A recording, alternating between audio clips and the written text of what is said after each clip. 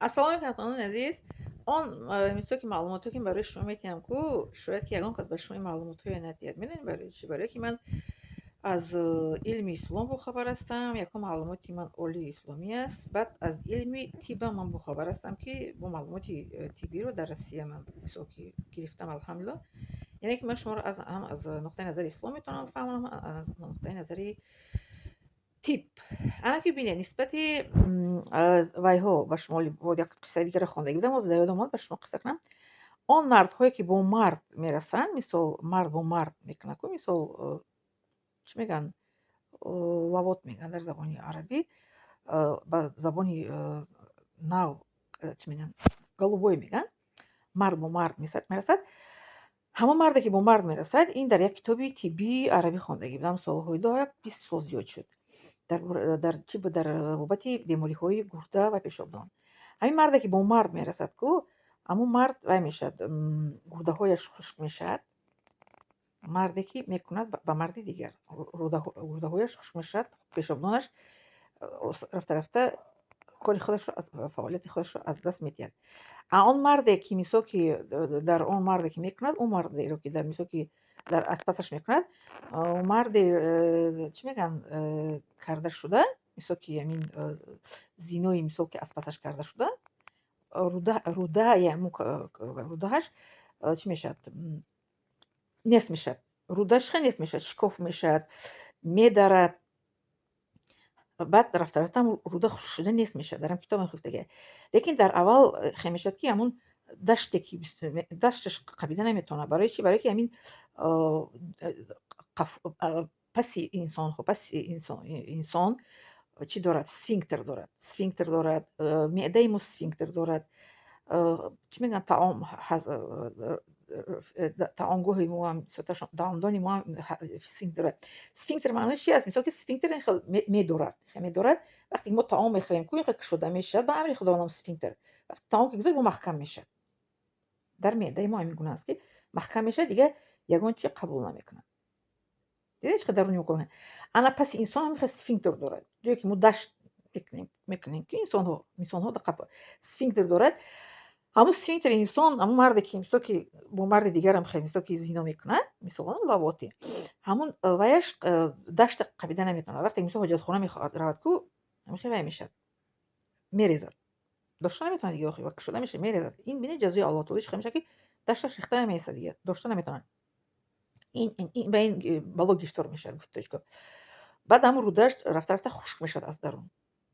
Хушк мешавад ҳамун рудае ки мисол ки кори ҳаром кардан, руда хушк мешавад. Руда ки хушк шуд, одам тамом аз байн меравад.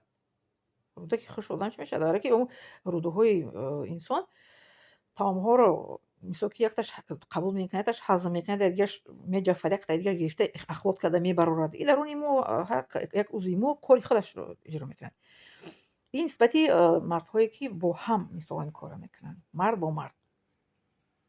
бинед ки олимҳои тиб вай мекунанд, зарарҳошро бо дар китоб менависанд ки ба чӣ балоҳо гирифтор мешаванд аз нуқтаи назари тибби муосир. Лекин аз нуқтаи назари ислом касе ки мисол ки ҳамин кора мекунад, мард бо мард, лаънат гуфта шудаги.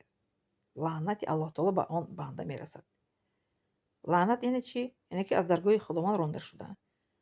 Аллоҳ таоло ӯро ба бандагӣ қабул намекунад дигар. Он агар тавба кунад, ба сӯи худованд баргардад аз ҳамн кораш, худованд ба ӯро қабул мекунад, ба Аллоҳ таоло бармегардад, тавба мекунад, худовандро қабул мекунад ва аз дунё пок мусалмон меравад.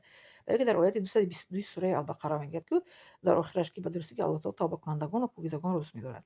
Ҳамин инсоне ки мисол ки лавотӣ аст, мисол мард бо мард ҳамин корро мекунад, аз кардаи худ пушаймон шуд. Мисол ина мо мегӯем ки мисол гуноҳ аст, дар ҷо мефаҳмад ки гуноҳ аст, мисол мо зарарҳояшро мегӯем, инсон мефаҳмад, гӯш мекунад, аз ҳамин кор бармегардад. Аллоҳ таоло ӯро мебахшад ба он шарте ки барнагардад. Шарт дорад. Нигоҳ кунед, вақте ки ба як кишвари хориҷа мо меоем, мисол ина мо дар Россия ҳастем, шартҳояш ин аст ки бояд ки мо документ дошта бошем, бояд ки мо прописка дошта бошем, бояд ки мо мисол ки дар ин ҷо қонунӣ бояд вай кунем, зиндагӣ кунем. Аллоҳ таоло ҳам ҳамин хел шартҳо дорад дар ҳар як гуноҳе ки инсон дар назди худованд мекунад, ҳар як қонуни худованда ки инсон ки мешиканад, баъд ӯ чӣ кор мекунад? Якумаш ки тавба мекунад, дуюмаш ки аз ҳамун кор пушаймон мешавад. Якум пушаймон мешавад, дуюм ки тавба мекунад, сеюм ки ба ҳамун кор барнамегардад. шартҳои диниш халос барнамегардад, Аллоҳ таоло мебахшад. Лекин инсон ки барнагашт бо ҳамин кор ки аз дунё рафт, худованд лаънати и дунё ва қиёмат мешавад. Ва то ин ки аз ин дунё гузарад, ба ин дардҳо гирифтор мешавад. Мисол ки дашташ рехта мегардад, чӣ мегӯянд, гурдоҳош мисол ки хушк мешавад, пешобдонаш ҳам мисол хушк мешавад, нест мешавад ва рӯдааш рафта хушк шуда, нест шуда, баъд ҳам хел ба бемориҳои бад гирифтор шуда, баъд аз дунё мегзарад, меравад. Барои чӣ мегӯянд ки Аллоҳ таоло қадар меҳрубон аст, ки дар ояти Қуръон мегӯям ку аъузу биллаҳи мина шайтони раҷим, бисмиллаҳи роҳмани роҳим, алҳамдулиллаҳи роббил аламин, мегӯям ку шукри худованде ки рабби оламиён аст. Арроҳмани роҳим, дидем чӣ мегӯяд, бахшандаи меҳрубон аст. мо бандагон чӣ гуноҳе кардем, ба сӯи Аллоҳ таоло ки баргаштем, худованд мебахшад гуноҳҳои моро, ки ба он шарте ки ба ҳамон гуноҳ барнагардем. бахшандаи меҳрубон аст, худованд мебахшад, ин қадар Аллоҳ таоло меҳрубон аст ки мебахшад ва гуноҳҳое ки байни банда ва байни мисол Аллоҳ таоло мешавад, мебахшад.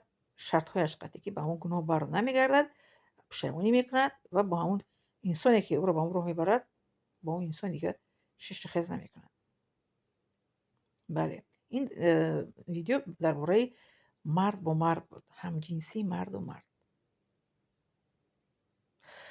хоб, зинда саломат бошед, хонобод сарбаланд бошед. Лайк, подписаться ва поделиться фаромӯш накунед.